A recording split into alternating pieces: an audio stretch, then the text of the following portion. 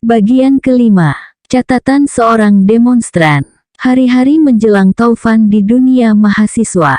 Hari itu hari Jumat tanggal 7 Januari tahun 1965.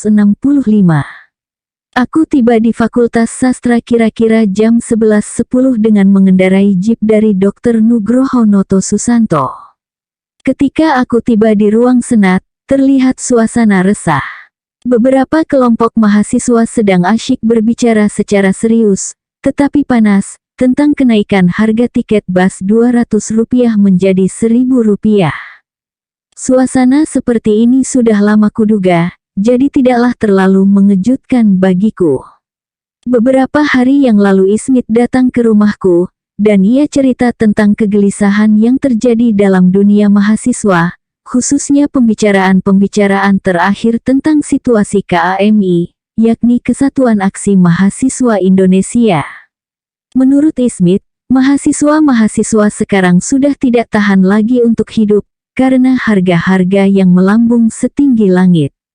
Dan mereka menafsirkan bahwa politik kenaikan harga dari pemerintah sekarang adalah usaha dari sementara menteri untuk mengalihkan perhatian rakyat dari fokus ganyangan Gestapo PKI, menjadi soal-soal kenaikan harga ke isu ekonomi. Beberapa waktu yang lalu mereka menemui Kaskodam Kolonel Witono untuk membicarakan hal ini, demikian cerita Ismit.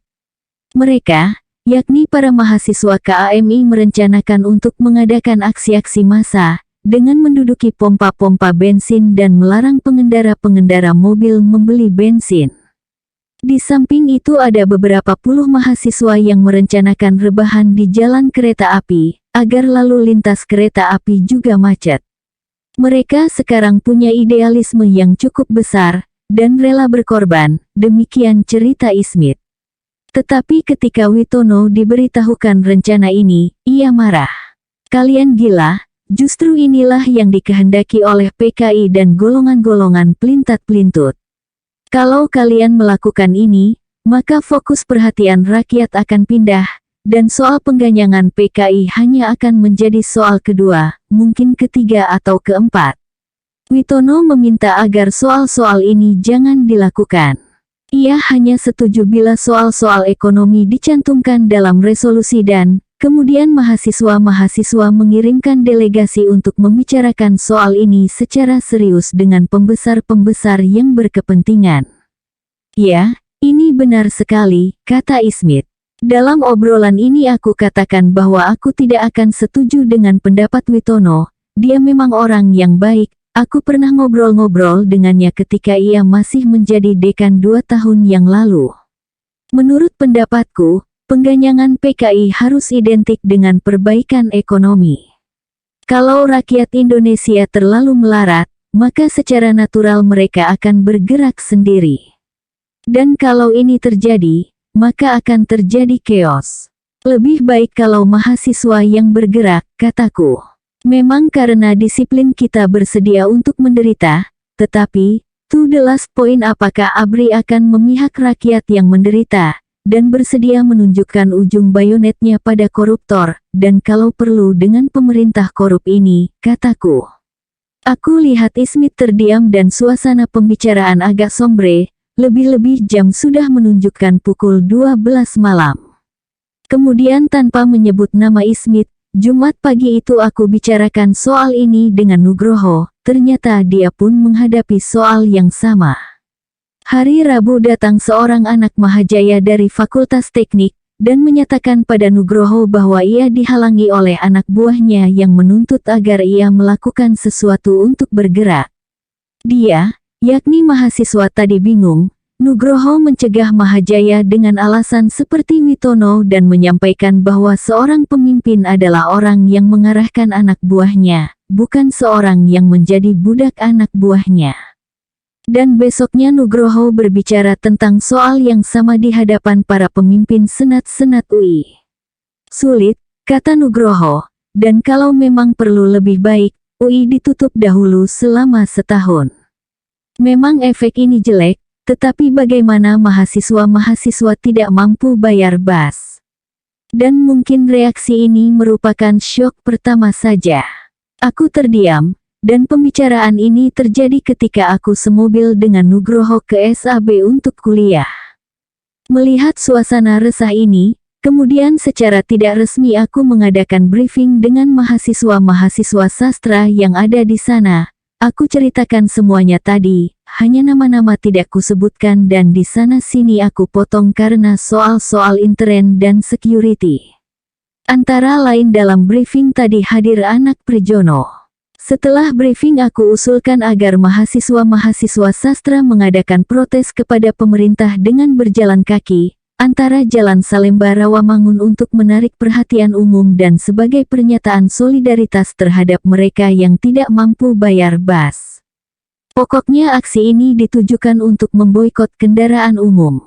Usulku ternyata diterima oleh kawan-kawan secara antusias sekali.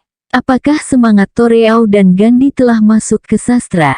Dari sana aku pergi ke rumah Nugroho bersama Herman Olantang, Ketua Umum Senat. Di sana aku bicarakan lagi seluruh persoalan-persoalan tadi. Nugroho setuju sekali dengan rencana mahasiswa sastra. Lalu kami ngobrol-ngobrol tentang demonstrasi. Aku banyak tahu tentang biografi Nugroho dari kawan-kawannya. Nugroho adalah seorang yang sabar. Tetapi pada tahun 1958, ia pernah jadi pemimpin demonstran ke kedutaan Perancis untuk memprotes perang kolonial di Aljazair. Terbawa oleh emosi, Nugroho kemudian jadi beringas dan sambil teriak-teriak "Vive l'Algérie", ia banting mesin-mesin tulis. Seorang yang begitu sabar seperti Nugroho juga terbawa oleh suasana emosi. Dan setiap kali saya melihat foto saya dalam demonstrasi itu, saya ingat kembali bahwa orang itu sulit sekali untuk mengendalikan dirinya. Aku kira peristiwa ini merupakan sesuatu yang membuat Nugroho embarrassed. Herman termangu mendengar ini semua. Toh semua manusia pada dasarnya lemah. Ketika aku dan Herman kembali ke ruang senat, rupa-rupanya sudah ada persoalan lain yang cukup memusingkan kepala.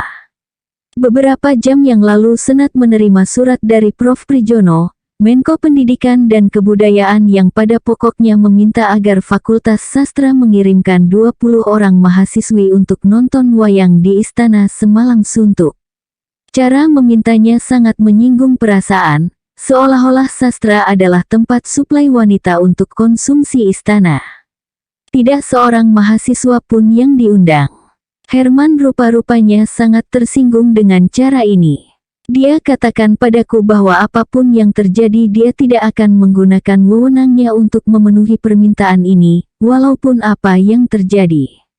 Memang ia adalah seorang yang sangat puritan dalam soal-soal wanita dan moral.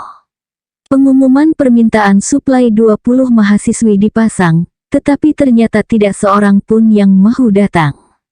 Rupa-rupanya Prijono marah dan ia panggil Herman. Waktu utusannya datang, kebetulan Herman dan aku ada di Nugroho. Terpaksa Maria ketua seksi keputrian yang datang. Di sana dia dimaki-maki Prijono dan dikata-katai bahwa Maria tidak mengerti Pancasila. Ini adalah permintaan Bapak, kata Prijono marah-marah. Syukurlah Maria diam saja dan ia hanya jelaskan bahwa tidak ada wanita yang mau hadir karena sekarang bulan puasa dan permintaan terlalu cepat, sehingga tidak sempat meminta izin orang tuanya. Ketika aku sampai di ruang senat, Maria menceritakan semuanya ini. Di dalam ruangan itu ada kira-kira 10 orang. Kami para mahasiswa sastra rata-rata marah dan muak, sedih dan kecewa melihat cara-cara ini. Tentu saja tidak ada yang mau nonton wayang, merupakan bukti bahwa moral mahasiswa kita tinggi. Siapa yang mau jadi pelacur istana, jadi gundik Soekarno, jadi isi harem istana, kata salah seorang yang hadir. Sulit cari wanita 20 orang, mari kasih gua duit, 30 bisa gua suplai. Kramat Tunggak masih berdiri. Dasar moral bejat, ya. Itu adalah suara-suara yang selalu kita dengar tentang kedegilan dan hidup pencabulan di istana. Aku pernah 3 kali menemui Bung Karno dan berdiskusi dengannya. Dan aku muak melihat pembantu-pembantunya yang menjilat-jilat, Aku seorang mahasiswa tidak menjilat-jilat, sedangkan kolonel-kolonel, menteri-menteri, menjilat. Aku juga melihat sekretaris pribadinya yang berkebaya ketat dengan buah dada yang menggiurkan. Terus terang saja aku melirik padanya, padahal dalam soal-soal seperti ini aku biasanya acuh tak acuh. Memang dia cantik, tetap aku dapat membayangkan betapa kotornya hidup perpelacuran kelamin di sini. Setiap aku keluar dari istana, aku sedih dan kecewa. Sedangkan biasanya orang lain bangga jika bisa berjabatan tangan dengan Bung Karno. Hari Sabtu esoknya adalah hari yang penting pula dalam hidupku. Hari itu aku diadili oleh LPKD. Dan hari itu aku diberhentikan dengan permintaan sendiri, dengan ucapan terima kasih atas segala jasa-jasanya. Sungguh muak dan mendegilkan. Sorenya aku janji dengan Herman untuk ke Nining, tetapi tidak jadi karena hujan. Hari Minggunya aku ngobrol-ngobrol dengan Herman, dan sorenya aku mengcoach Tini dan Endang karena mereka mau ujian hukum adat. Malamnya aku ke Mahfudi yang akan pergi ke negeri Belanda. Di sana aku bertemu dengan Lapian dan Bambang. Hari Senin pagi tanggal 10 Januari adalah hari yang sangat penting dalam sejarah pergerakan mahasiswa Indonesia. Kira-kira jam 8 aku sampai di halaman Fakultas Kedokteran, sebuah gedung yang sangat bersejarah.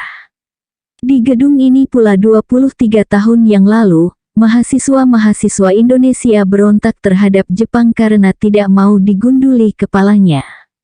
Soalnya bukan soal digunduli, tetapi soalnya adalah perlawanan terhadap kesewenang-wenangan Jepang. Mereka akhirnya kalah, tetapi semangatnya hidup terus. Dan 48 tahun yang lalu, sekelompok pemuda-pemuda dan siswa-siswa sekolah dokter Jawa di bawah Pemuda Sutomo meneruskan budi utomo, dan dengan demikian mulailah awal dari pergerakan nasional Indonesia. Aku lihat ada Majang, Jaju, dan mereka menyambutku dengan senyum. Udin berkata, kalau buat berontak seperti ini lu muncul ya, aku hanya tersenyum. Rapat umum dimulai jam 9. Dan dalam rapat ini aku bertemu dengan tokoh-tokoh mahasiswa Indonesia, dan banyak di antaranya adalah kawan-kawanku sendiri. Setelah pidato-pidato anti PKI dan kenaikan harga, para demonstran menuju ke Seknek, sedangkan rombongan sastra tidak turut. Mungkin banyak di antaranya yang berpikir bahwa demonstrasi ini tidak lebih daripada demonstrasi-demonstrasi yang lainnya. Aku juga berpikir demikian. Dan karena itu aku merencanakan untuk mengadakan rapat senat di Rawamangun. Karena keputusan inilah, Herman dan aku berselisih dengan Tojib dan Anton. Soalnya hanyalah soal emosi, bagiku soal-soal seperti ini tidak menarik perhatian. Tetapi terus terang aku harus mengakui bahwa aku antipati pada Tojib, ketua KAMI Sastra pada waktu itu, karena sikapnya yang kepala besar. Tetapi aku kira aku juga bisa mengerti kondisi psikologisnya karena ia merasa inferior terhadap semua. Di Rawamangun Senat mengadakan rapat, dan sebagai keputusannya adalah bahwa mulai hari Selasa, Senat menyatakan bahwa bagi mahasiswa-mahasiswa sastra antara tanggal 12 sampai 19 dinyatakan sebagai minggu berkabung. Dan selama itu para mahasiswa sastra dianjurkan memboikot BAS sebagai protes atas tindakan pemerintah dan sebagai tanda solidaritas terhadap mereka yang tidak mampu bayar BAS. Demonstran-demonstran yang menuju ke Seknek, kemudian terlibat dalam aksi-aksi yang akan menentukan hari-hari selanjutnya. Seknek terletak di sebelah Istana Presiden. Karena itu pengawal istana, yakni Resimen Cakrabirawa segera menghadang demonstran dan mahu membubarkannya. Panser mendekati demonstran, karena peringatan-peringatan sudah tidak mempan. Tetapi para mahasiswa tidak gentar menghadapi semuanya. Mereka secara serentak tidur di jalanan menghadang panser, sambil berteriak-teriak hidup ABRI. Melihat spontanitas dan semangat yang begitu suci daripada mahasiswa, tentara akhirnya mundur. Aku dapat membayangkan betapa jujur dan beraninya mahasiswa-mahasiswa Indonesia. Demonstran ini ingin bertemu dengan Khairul Saleh, Master of Mind dari kenaikan harga. Dia tidak ada dan para demonstran menantinya. Mereka memblokir Jalan Nusantara. Harmoni dan duduk-duduk di jalan sehingga lalu lintas macet sama sekali. Dan mereka yang patuh pada agama Islam, menjalankan sembahyang di tengah jalan. Waktu itu adalah bulan puasa. Betapa mengharukannya. Mereka bersujud pada Allah di tengah matahari, mereka berpuasa, mereka menyembah Tuhan dan mereka berjuang untuk rakyat yang melarat. Baru pukul 16.30 sore mereka bubar setelah Khairul Saleh keluar. Sebenarnya demonstrasi ini merupakan pencerminan daripada pertentangan politik dan kristalisasi dari kekuatan-kekuatan politik di Indonesia. Dalam high level politics, terjadi dua blok yang besar, yaitu grup militer dari Nasution, Soeharto dan Hamengkubuwono. Dan grup Nasution yang dipimpin oleh Subandrio, Khairul Saleh beserta presidium kabinet. Bung Karno rupa-rupanya lebih condong pada yang kedua. Ia khawatir jika politik keseimbangannya akan patah, karena PKI yang dapat mengimbangi ABRI kini sudah hilang. Dan kekuatan karismatiknya makin lama makin kurang. Nasution dan kawan-kawannya makin lama makin kuat dan membuat grup anti-MOVE terus-menerus. Dalam usahanya untuk menjatuhkan pengaruh Nasution dan kawan-kawan, yang terutama diwakili dalam Koti, Khairul membuat peraturan-peraturan ekonomi baru yang tujuannya untuk menghantam militer. Harga bensin dinaikkan dari harga Rp4 menjadi Rp250 dan ini mengakibatkan kenaikan harga-harga. Yang paling terkena tindakan ini adalah Angkatan Darat, karena Angkatan Daratlah yang paling banyak pakai bensin. Karena kenaikan harga-harga maka orang-orang kini tidak lagi berpikir tentang penumpasan PKI, akan tetapi berpikir tentang perutnya. Banyak kawan-kawanku yang sudah mensinyalir tentang hal ini pada pimpinan politik ABRI dan mereka rupa-rupanya sadar. Belum lagi sebulan, Subandrio dan Khairul kemudian merencanakan pemotongan uang, tetapi tidak jadi karena tantangan baju hijau. Tetapi tiba-tiba ia mengeluarkan peraturan monster yang baru yang merupakan devaluasi rupiah. Sasarannya jelas, ialah membuat rakyat panik dan membuat militer chaos. Uang Rp10.000 dan Rp5.000 ditarik dari peredaran dan nilainya dipotong 10%. Dalam keadaan yang normal juga di negara yang maju sistem perbankannya, tindakan ini adalah tindakan gila. Uang Rp10.000 bukan lagi menjadi uang besar di Indonesia. Seorang petani juga punya uang Rp10.000, tukang beca pun punya, sehingga akibat penarikan uang ini seluruh lapisan rakyat terkena. Ini akan menimbulkan panik di kota-kota, dan barang-barang akan diserbu. Padahal kita semua tahu bahwa barang-barang tidak ada. Juga kalaupun ada, dalam waktu seminggu tidak mungkin menyalurkannya. Akibatnya panik terjadi. Juga di desa-desa di mana tidak ada bank, hal ini terasa. Dalam suasana panik seperti ini social uprising akan mudah terjadi. Keadaan ini akan menjepit ABRI. Tidak bertindak berarti menimbulkan chaos. Jika bertindak ABRI akan dimusuhi rakyat. This is a trouble for any army, kata seorang sarjana yang menjadi penasehat Koti dalam salah sebuah laporannya.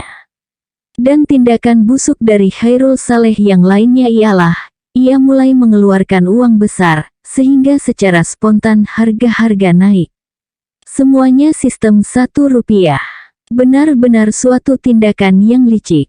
Sudah lama aku menduga bahwa pada akhirnya di Jakarta akan meletus chaos, dan dalam situasi ini PKI yang untung. Syukurlah dalam saat-saat yang kritis ini mahasiswa bergerak. Mungkin mereka tidak sadar, tetapi dengan tindakan ini mereka mendahului mengambil alih pimpinan perjuangan. Jika bukan mahasiswa, pemuda misalnya, aku tidak dapat membayangkan keadaannya. Pada hari Selasa, Long March Salemba Rawamangun dimulai.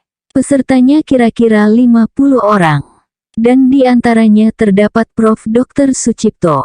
Aku datang terlambat 5 menit, tetapi aku masih dapat menyusulnya.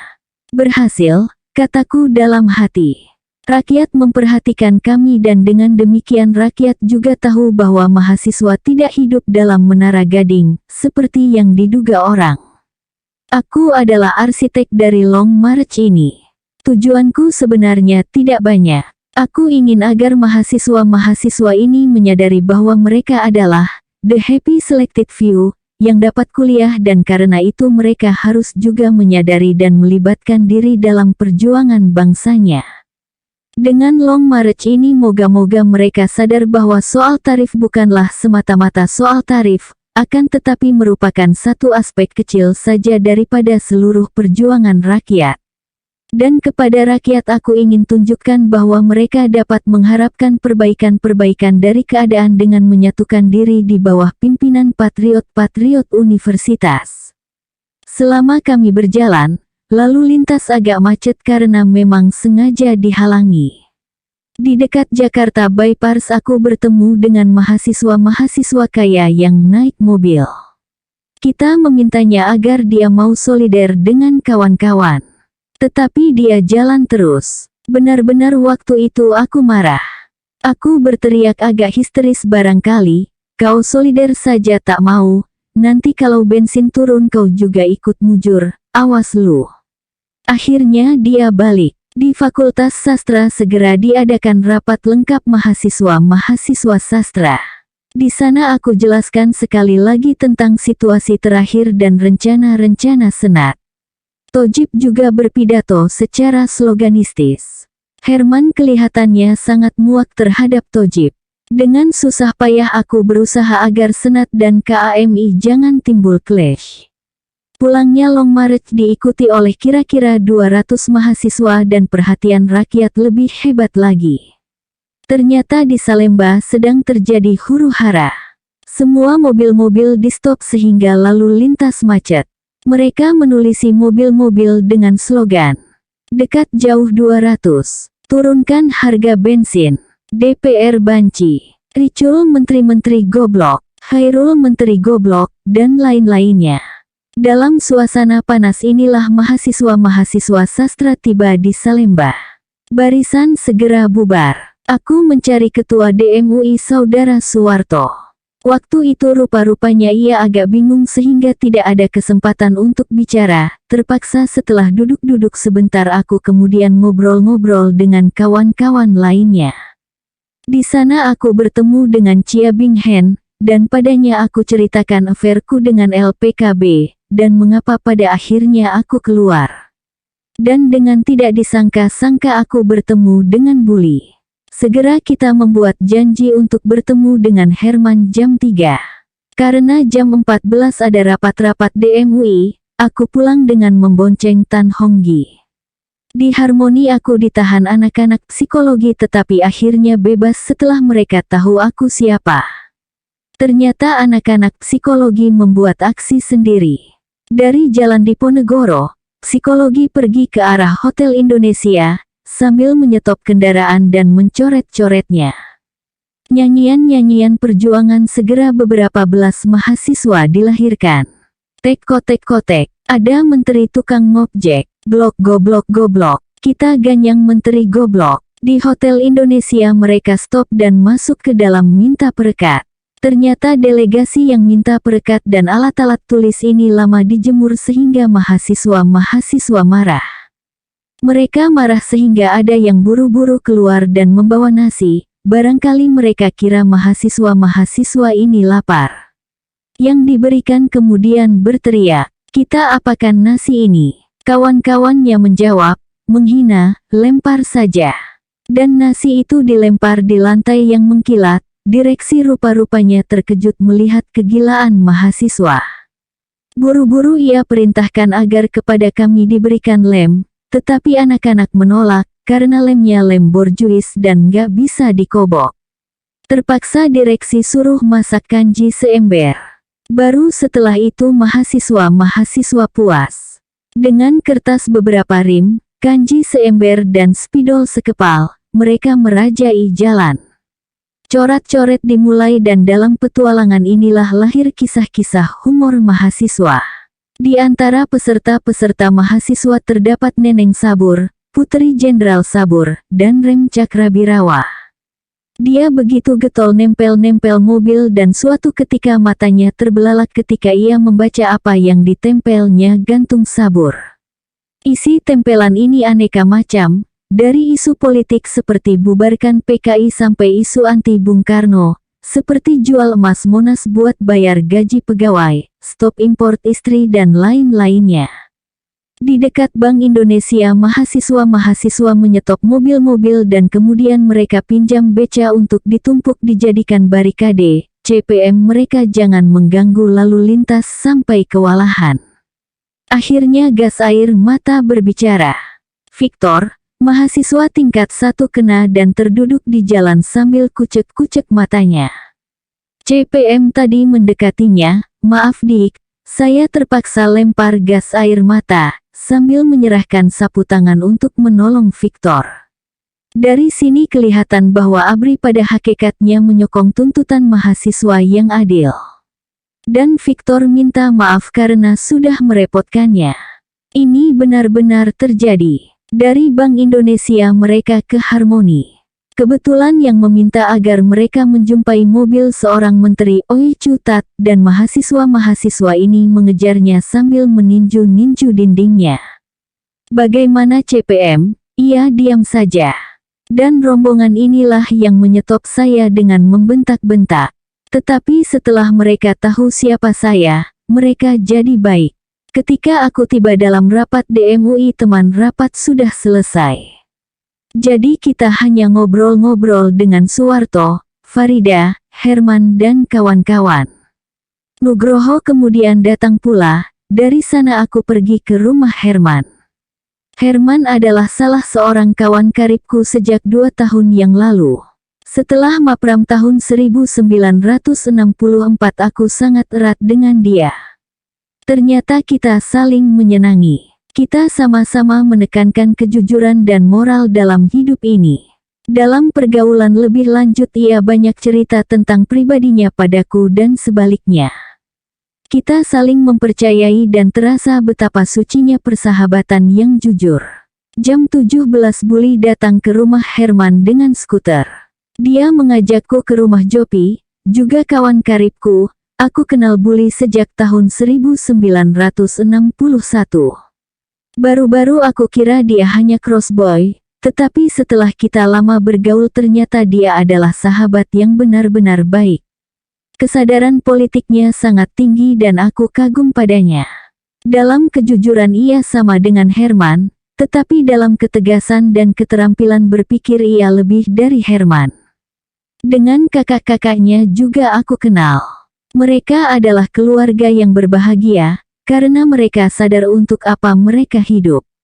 Jopi adalah tipe lain dari Buli dalam beberapa hal.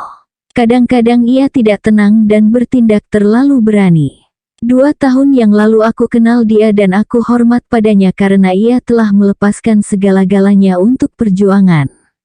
Dia banyak mengajarku dalam field politics. Dengan Jopi kita rasakan denyut pemuda yang muak terhadap sistem politik Indonesia yang penuh korupsi.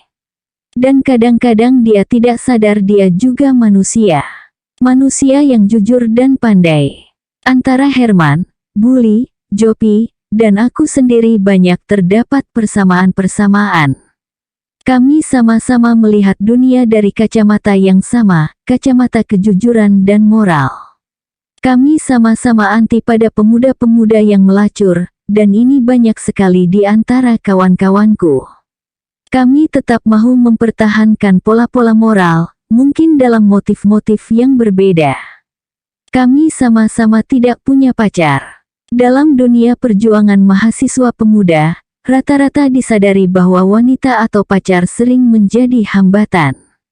Tanpa kita menemui wanita yang ideal, maka biasanya pacar menjadi candu. Dan ini yang tidak boleh terjadi. Buli, Jopi maupun aku tidak punya pacar.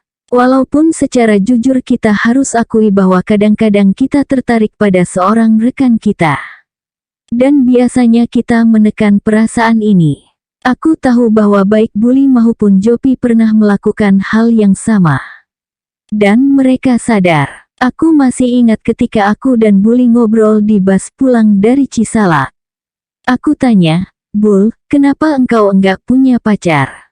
"Dilarang dokter," katanya sambil senyum.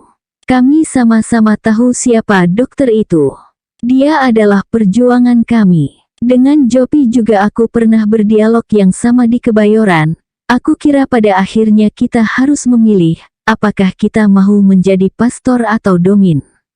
Aku katakan pada dia bahwa aku tidak ingin punya pacar dalam keadaan sekarang, karena aku tidak ingin membawa pacarku dalam kehidupan yang keras dan kejam.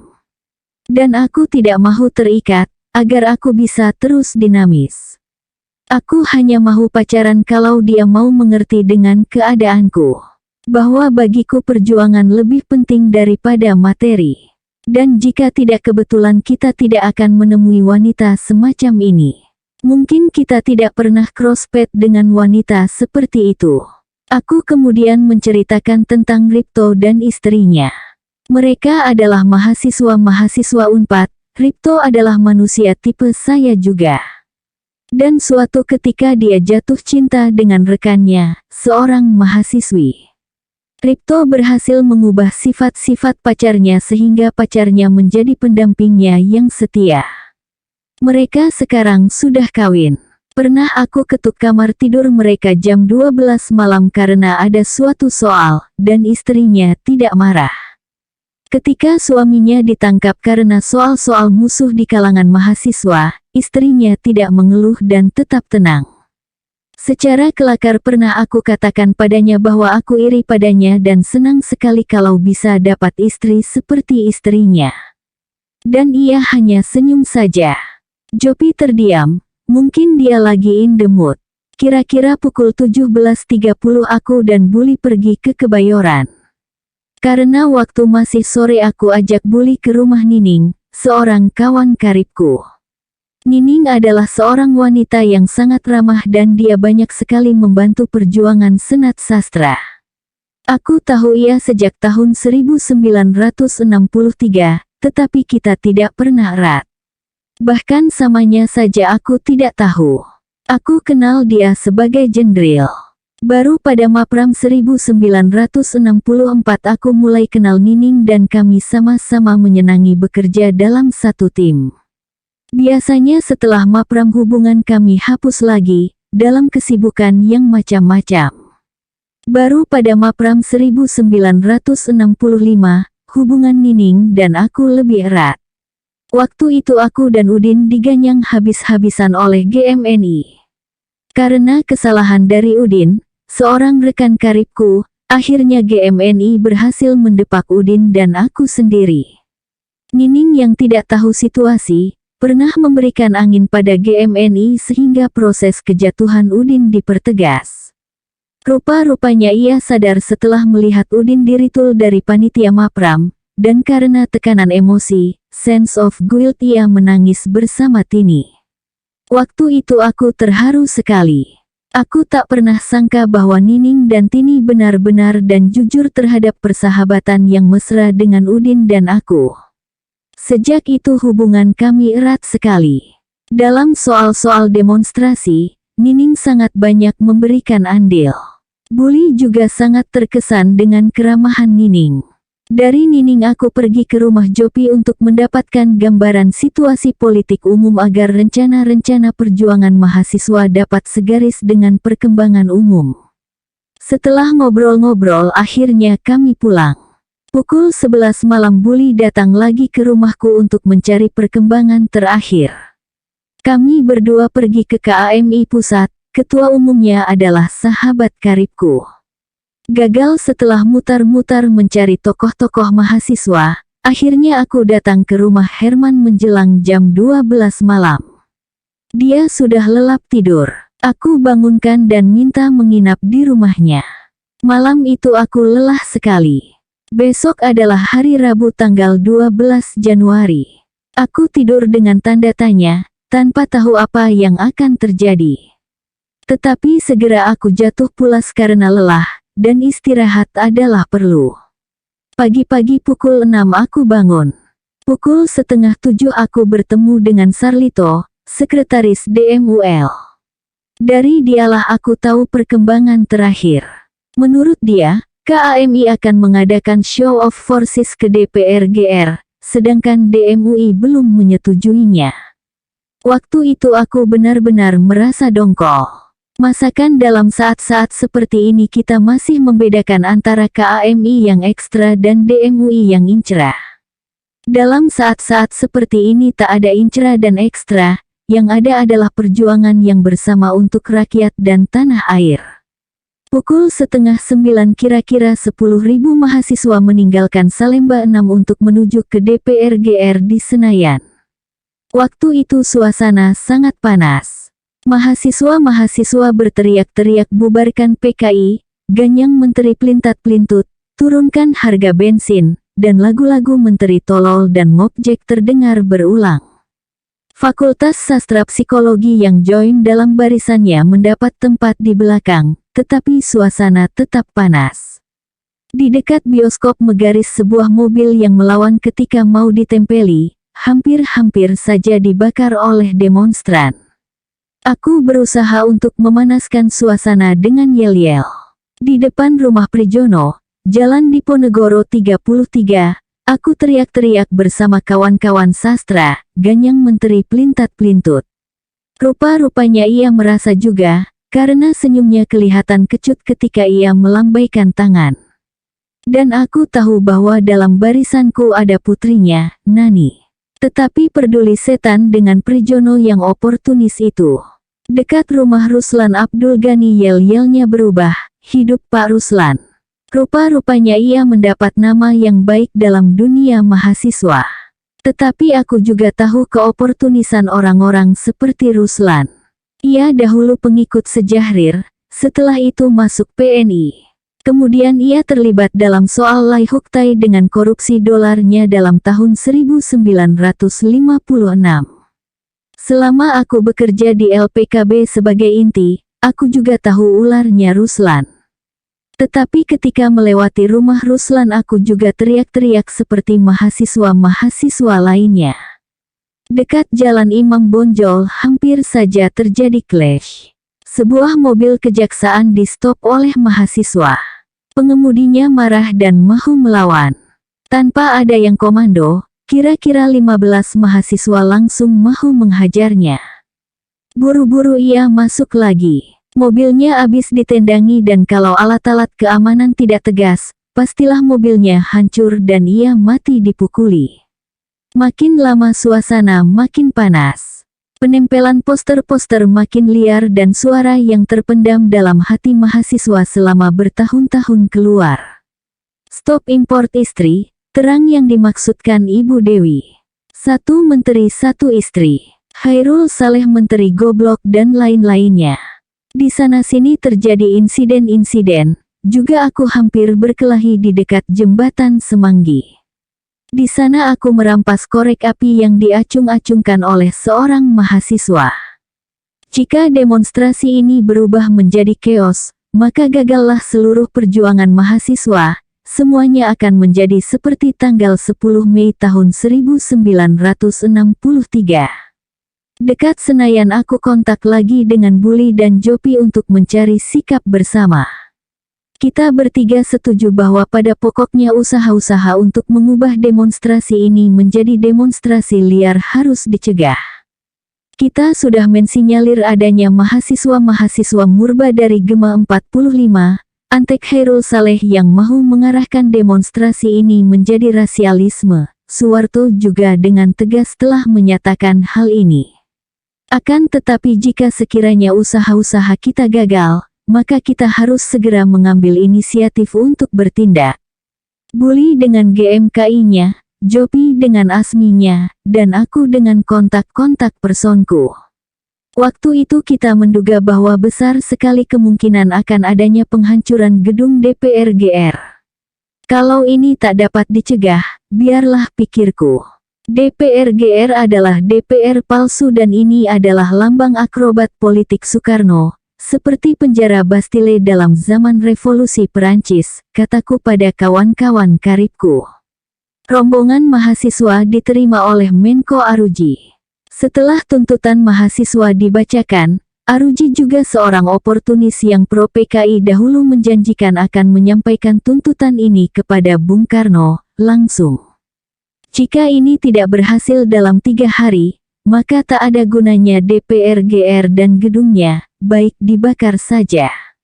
Mahasiswa-mahasiswa bersorak dan mereka berteriak, "Kita terima janji dalam bulan puasa." Waktu itu aku berpendapat bahwa mungkin mahasiswa akan membakar gedung ini jika tuntutannya tidak berhasil dalam 3 hari lagi. Saudara-saudara, marilah kita beristirahat dalam gedung DPR GR, karena ini adalah gedung rakyat juga. Ratusan mahasiswa masuk dan duduk dalam gedung yang mewah ini. Mahasiswa-mahasiswa yang berwajah lelah, tapi matanya bersinar-sinar, pakaiannya kotor dan dekil tapi hatinya bersih.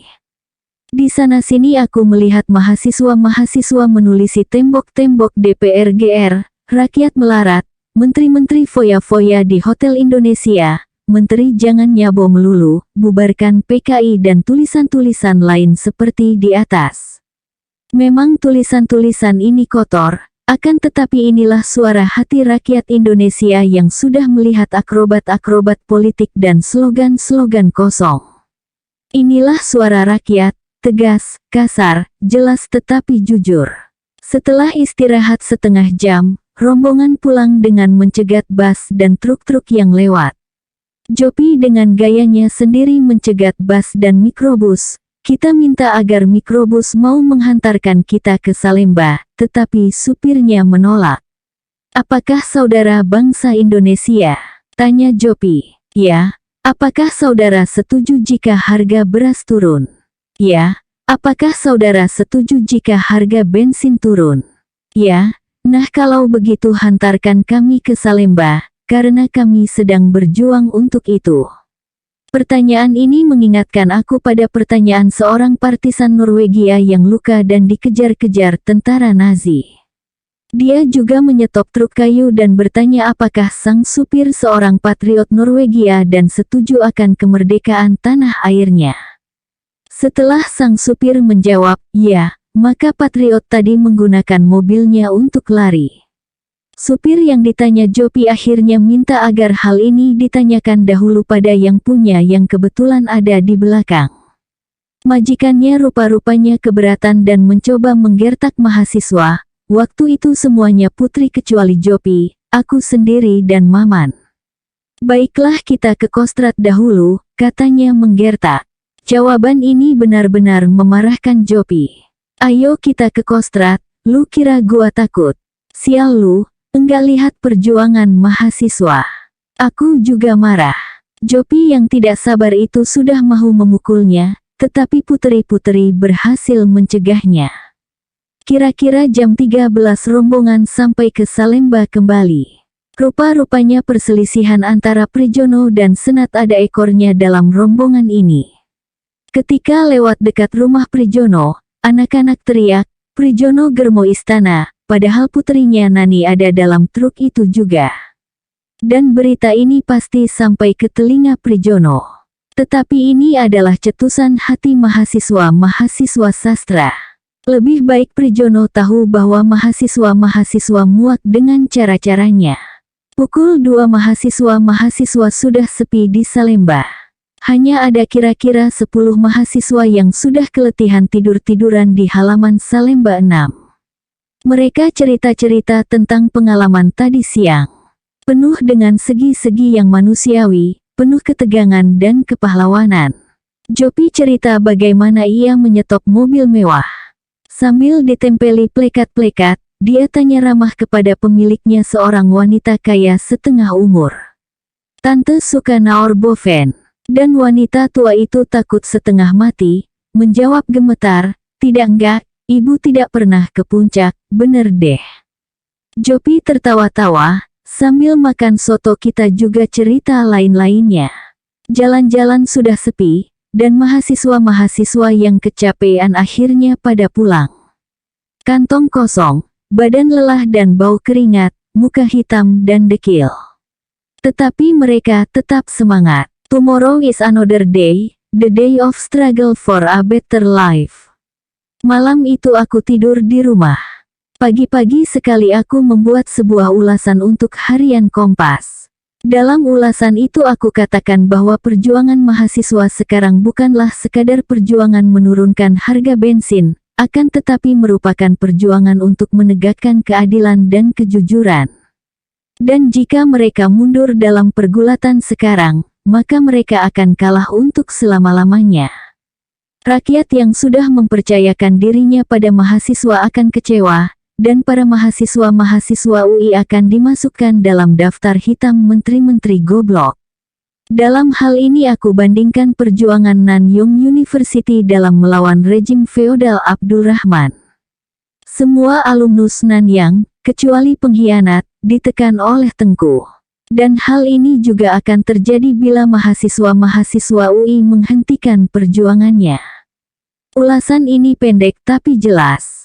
Di samping itu aku membuat sebuah karangan fitur ringan tentang demonstrasi-demonstrasi ini. Sayang kedua-duanya ditolak oleh Kompas. Jacob ternyata terlalu ragu-ragu dalam membela perjuangan mahasiswa. Sedangkan Aojong dan anggota redaksi yang lain setuju. Tetapi aku tidak menyalahkan Jacob, karena biar bagaimanapun dari orang seperti Jacob yang sangat hati-hati tidak dapat diharapkan sikap nekat seperti aku. Acara hari Kamis adalah acara bersepeda. Fakultas Sastra Psikologi pergi bersepeda untuk memacetkan lalu lintas. Tujuan pertama adalah Senen. Di sini hampir saja terjadi clash, ketika seorang mahasiswa meminta sebuah peluit dari sebuah toko Tionghoa, dan ditolak. Aku datang dan segera aku bayar Rp5 untuk mengganti peluit tadi. Orang Tionghoa itu gila rupa-rupanya. Dalam suasana seperti ini dia tidak mau mengerti emosi mahasiswa dan diminta sebuah peluit saja seharga Rp5 tidak diberikan. Padahal salah tindak saja berarti rasialisme. Memang aku kadang-kadang benci pada golongan Tionghoa sebagai golongan pedagang, walaupun secara pribadi banyak kawan-kawan karibku dari golongan ini. Dari Senen melalui Jalan Gunung Sahari rombongan pergi ke Departemen Kejaksaan dekat lapangan Banteng. Ketika rombongan melalui RTM, aku teriak-teriak anti menteri goblok dan pelintat-pelintut. Semoga tawanan-tawanan politik yang ada di sana mendengarnya, dan tahu di luar dinding penjara pun manusia-manusia Indonesia tetap berjuang. Tujuan rombongan sesungguhnya adalah Departemen Kejaksaan. Rombongan ini datang memprotes Jaksa dan Sulaiman yang menyatakan bahwa demonstrasi-demonstrasi mahasiswa-mahasiswa adalah demonstrasi liar. Soeharto berpidato dan juga wakil dari KAMI Jaya. Isinya sebagaimana biasa, anti PKI, anti kenaikan harga dan tuntutan rekuling kabinet dari menteri-menteri goblok, Gestapo serta pelintat-pelintut.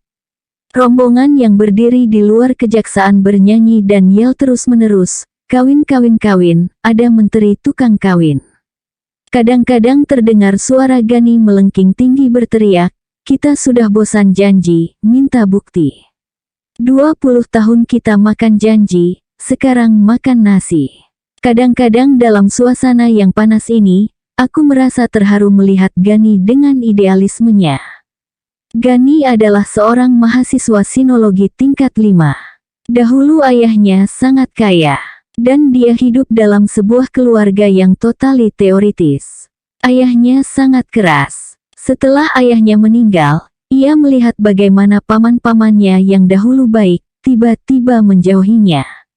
Gani kecewa dan berpendapat bahwa hanya hartalah yang dapat membuat seseorang hormat.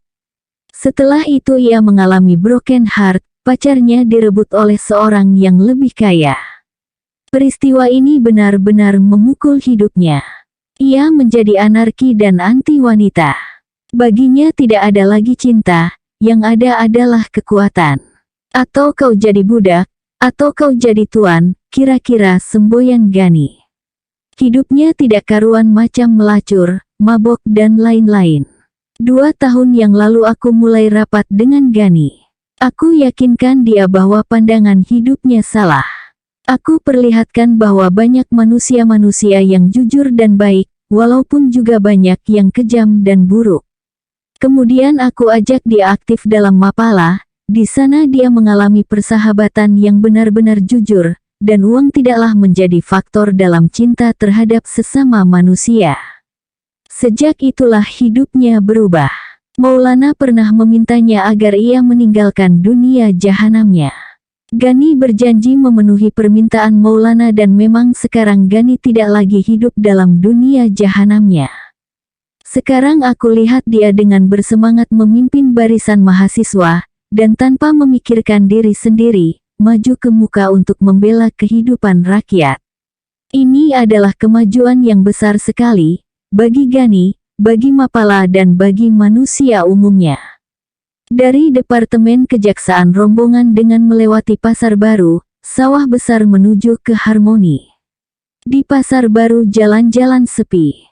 Mungkin mereka takut, dan di sawah besar aku bertemu dengan Anis Ibrahim, seorang kawanku yang sekarang sudah makmur. Karena campur tanganku mobilnya tidak dicoret-coret. Di Harmoni, rombongan mampir di Wisma Nusantara untuk minum. Secara tegas aku katakan bahwa mahasiswa-mahasiswa hanya boleh minum air ledeng, tak boleh lebih. Dari dapur aku hanya mengambil sisa kopi. Semuanya adalah untuk mencegah kesan buruk bahwa kita para mahasiswa merampok minuman. Dan aku mahu perlihatkan pada karyawan-karyawan Wisma Nusantara bahwa di samping budaya-budaya dansa yang selalu menghamburkan uangnya di bar-bar, terdapat pula lapisan masyarakat mahasiswa yang idealis dan jujur. Aku kira mereka akan terkesan. Minuman yang ditawarkan aku tolak, kita hanya minta air kran, jawabku tegas. Dari Harmoni ke Salemba adalah perjalanan yang ramai. Mobil-mobil di stop, dicoret-coret, ditempeli dan lain-lain. Ketika melalui SAD, aku mampir sebentar bersama Suwarto dan Nining untuk mencari Nugroho, tetapi orangnya tidak ada. Hari itu aku hampir saja memukul seorang kaya yang sok. Aku stop dia dengan batu di tangan, aku tantang. Kalau kau berani melewati rombongan mahasiswa, kau dilempar, dan kaca mobilmu. Rupa-rupanya dia agak ngeri dan tidak jadi mencari perselisihan. Setelah dari Salemba kawan-kawan tidak pulang, akan tetapi datang ke perusahaan bengkel Daha Motor untuk meminta kertas. Jopi kenal dengan direkturnya Pak Yusuf. Dan aku kenal dengan Bips kakak Jopi. Aku kira Jopi ingin memperkenalkan mahasiswa-mahasiswa pada Pak Yusuf, bahwa dalam keadaan sekarang pun masih ada orang-orang yang idealis. Aku yakin Pak Yusuf terkesan melihat semangat dan sikap mahasiswa-mahasiswa ini. Dari Daha Motor aku pergi ke Kompas untuk merilis berita demonstrasi-demonstrasi hari itu. Di sana aku masih sempat ngomong-ngomong dengan Ojong, Edward dan wartawan-wartawan lainnya. Kebanyakan dari masyarakat Jakarta ternyata menyokong demonstrasi-demonstrasi ini, kata mereka. Tidak semua beritaku dimuat, tentang coret-coret sapi yang dilakukan olehku dan Jones perdamaian ditolak Jakob. Hari Jumat pagi ketika aku sampai di Fakultas Psikologi, Bully dan Jopi sudah menunggu. Mereka tanyakan padaku apakah benar bahwa rute demonstrasi hari ini diarahkan ke kota. Aku katakan mungkin, karena sejak kemarin suara-suara yang menyatakan demikian santer terdengar. Jopi kemudian mengajakku pergi sebentar ke dekat tempat tukang gado-gado yang sepi. Ia minta agar aku mencegah rute itu. Menurut info yang kita terima waktu itu di kota Chinatown sudah menunggu orang-orang sewaan Hairul Saleh. Begitu rombongan mahasiswa memasuki Glodok, begitu mereka mencetuskan realisme. Toko-toko Tionghoa di pintu kecil akan diserbu dan dalam keadaan ini mahasiswa yang disalahkan, rasialisme akan timbul, dan gagallah seluruh perjuangan kita, kata Jopi. Soal ini aku bicarakan dengan Gafur Ketua KAMI Universitas Indonesia, akan tetapi ia tidak mahu peduli, malah menganjurkan agar disiplin diperkeras. Gafur memberikan briefing kepada demonstran-demonstran mahasiswa sastra psikologi, dan menyatakan bahwa sasaran adalah Menteri Suryadi yang berkantor di sebelah stasiun kota. Waktu itu aku berpendapat bahwa tak ada gunanya lagi bicara dengan Gafur. Segera aku telepon Sindunata dan meminta agar dia menghubungi Witono untuk tindakan-tindakan prevensil. Sindu segera melakukan hal ini dan juga menelepon Kodim Jakarta Utara dan meminta penjagaan sekeras-kerasnya. Aku hanya berpesan agar demonstran dikawal dan jangan dihalangi. Jopi mengusulkan acara lain, yaitu menuju ke Menteri Gas dan Minyak Bumi serta menuju ke Menteri Bank Sentral. Walaupun usulnya di luar rencana KAMI, tetapi karena pimpinan ada di tangan Herman dan aku sendiri, maka soal ini diterima. Segera demonstran bersepeda sampai ke Departemen Gas dan Minyak Bumi kira-kira jam 9. Mereka hanya berjumlah kira-kira. Waktu itu yang pegang megafon adalah aku sendiri. Langsung aku berpidato di hadapan kawan-kawanku tentang politik gila dari pemerintah. Aku jelaskan secara agitasi bahwa politik kenaikan harga bensin membuat harga-harga lain naik. Dan inilah tujuan dari PKI agar kita melupakan pengganyangan PKI. Penjaga keamanan dari departemen ini menegurku dengan mengatakan bahwa aku melakukan agitasi. Dan memang kelihatannya suasana demonstrasi mulai panas. Mobil menteri ditempeli pelekat-pelekat dan tembok-tembok dicoret-coret. Setelah berdebat sebentar, akhirnya aku diizinkan masuk untuk mengurus soal pertemuan delegasi mahasiswa dan menteri. Pengantarku adalah seorang alumnus UI dari Biro Humas Departemen Minyak dan Gas Bumi. Karena itu ia segera dapat mengerti tuntutan rekan-rekannya se-alma mater. Aku dipersilahkan duduk di ruang tunggu yang mewah, dan dari ruangan ini sayup-sayup terdengar hiruk-pikuk suara-suara demonstran. Aku mulai khawatir.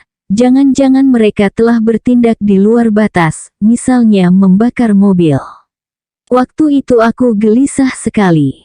Untunglah tak lama kemudian aku berhasil menemui Jenderal Ibnu Sutowo dan delegasi yang terdiri dari 3 orang segera diterima, antara lain terdapat Sarlito dari Fakultas Psikologi. Secara singkat dan sopan aku katakan tentang maksud kedatangan kami dan minta agar menteri mencabut peraturan harga bensin yang memberatkan rakyat, dan agar dalam lingkungan departemennya PKI ditindak dengan tegas. Menteri berjanji akan menyampaikan hal ini, tetapi menyatakan bahwa karena bukan dia satu-satunya orang yang menentukan, maka dia harus konsultasi dahulu. Dari luar terdengar lengkingan suara Nining yang mengatasi nyanyian bersama. Menteri goblok, goblok apa sekarang goblok benar, goblok benar sekarang.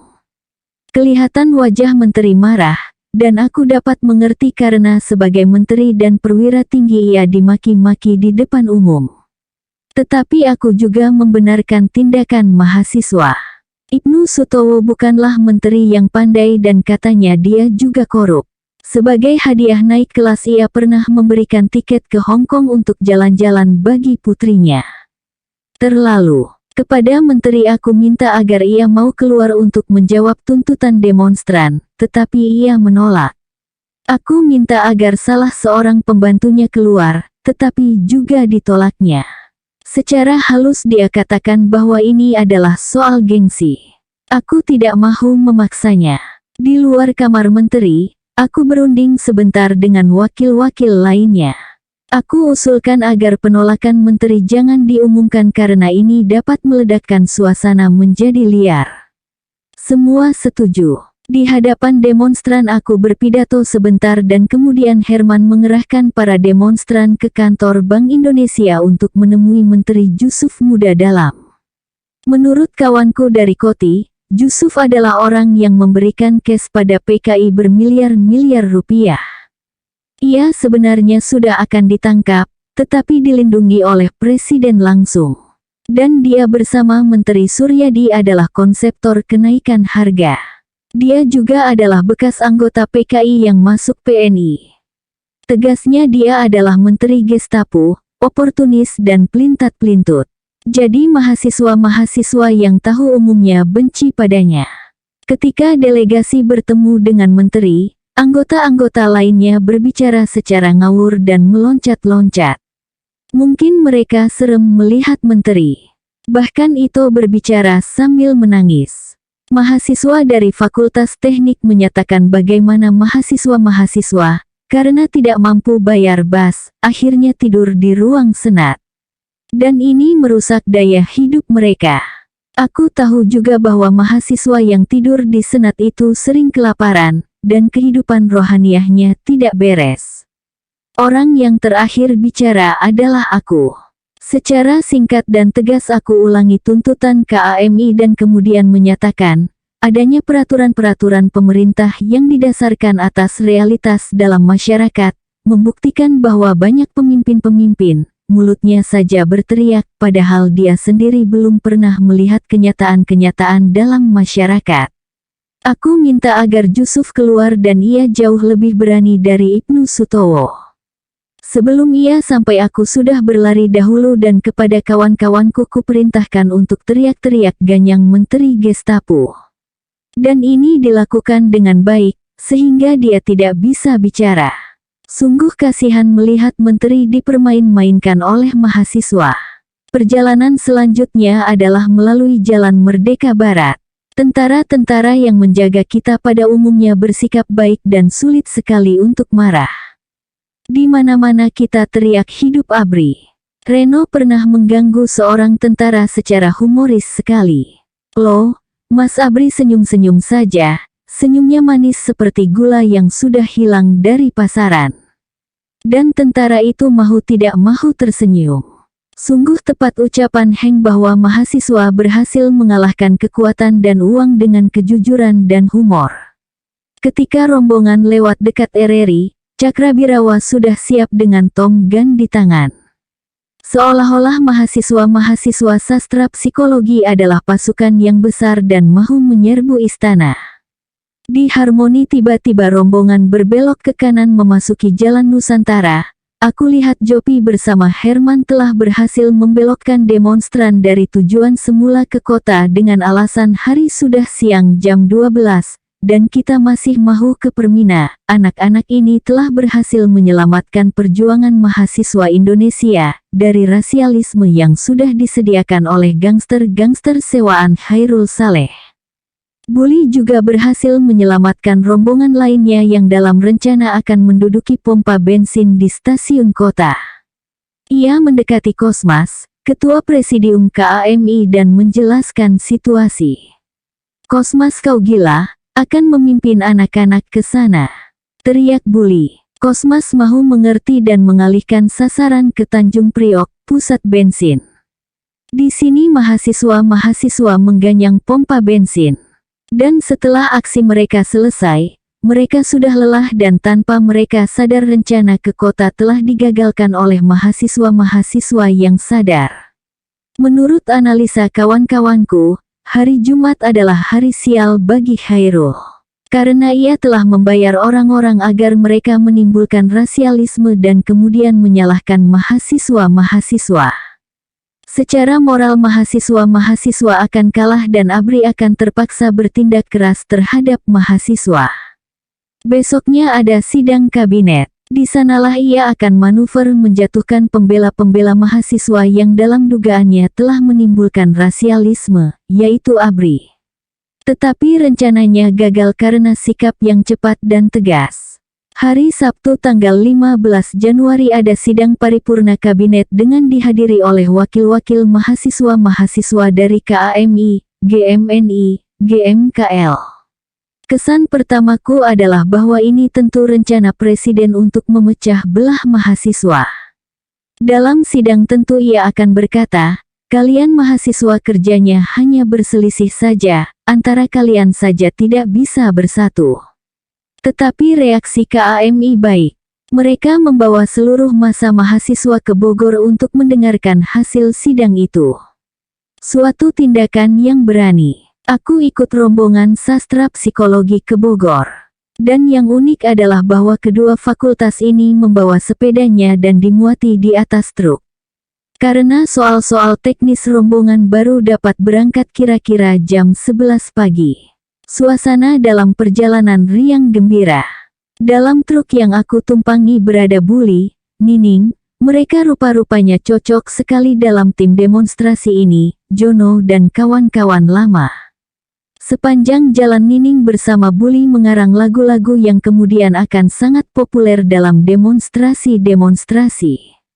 Mahasiswa bersatu, singkirkan Menteri Gestapo, mahasiswa satu cita, Pancasila pasti jaya. Rombongan memasuki kota Bogor dengan menyanyi Padamu Negeri. Padamu negeri aku berjanji, padamu negeri aku berbakti, padamu negeri aku mengabdi. Bagimu negeri jiwa raga kami. Lagu ini sudah lama ku kenal, sejak di sekolah rendah. Tetapi ketika itu aku sangat terharu dan tiba-tiba sajaknya menjadi sangat indah, puitis sekali. Seolah-olah mahasiswa datang kepada ibu Indonesia dan berjanji untuk menyerahkan jiwa raganya bagi tanah air tercinta. Di Bogor rombongan berhenti di rumah Farida Rahman untuk mengatur barisan. Dalam barisan terdapat juga Leila kawanku yang erat dan baik. Juga terdapat Maria, seorang gadis manis yang mau berjuang untuk rakyat, juga Mahjuni, gadis Bali yang kuat, dan lain-lainnya. Rombongan berjalan seperti biasa, tempel-tempel, teriak-teriak, dan bernyanyi-nyanyi. Di depan rumah Hartini, aku bernyanyi kuat-kuat dengan megafon. Win kawin kawin. Ada menteri tukang kawin. Tetapi suasana kota Bogor sepi karena inti rombongan ada di muka istana dan loyo. Aku berkali-kali minta pada Gani supaya dia in action dengan megafon. Dan Gani berusaha sekuat-kuatnya melalui humor dan sindiran membangkitkan suasana Bogor. Jalan-jalan ke Sukabumi, singgah dulu ke Cikampek. Indonesia banyak menteri, tapi sayang suka ngobjek. Kadang-kadang terdengar sindiran dan teriakan Gani bersahutan dengan massa. Gani bertanya, siapa yang tidak pernah naik bus? Siapa yang naikkan harga bensin? Siapa yang suka bikin janji? Siapa yang suruh rakyat makan jagung? Siapa yang kerjanya foya-foya di Hotel Indonesia? Siapa yang memboroskan kekayaan bangsa di luar negeri? Dan massa menjawab, menteri. Kemudian Gani bertanya lagi, apakah saudara-saudara mau dipimpin oleh orang macam begini? Tidak, jawab mereka. Tetapi sayang sekali suasana kota Bogor mati. Rakyat diam saja seolah-olah mahasiswa-mahasiswa Jakarta ini orang gila. Pernah Gani teriak dengan megafon. Hei, orang-orang Bogor, apa kalian sudah jadi kabir, banyak beras atau makan batu?